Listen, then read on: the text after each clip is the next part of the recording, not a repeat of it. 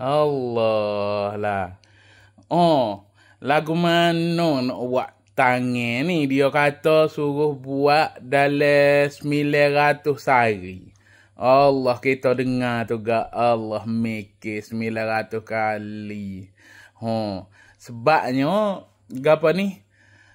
Dia kata nama dah rehabilitasi. Nak suruhnya jadi habit. Sebab kita ni hilang dah. Hak dulu ke, boleh gerak dulu. Lah ni dia mati dah. Jadi dia cari sarah baru. Dia jumpa dah.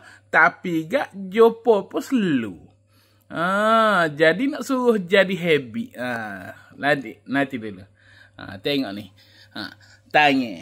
Tangan boleh akak dah. Cumanya pergelangan ni tak boleh lagi. Allah. 900 kali. Taulah. 900 kali. Aduh.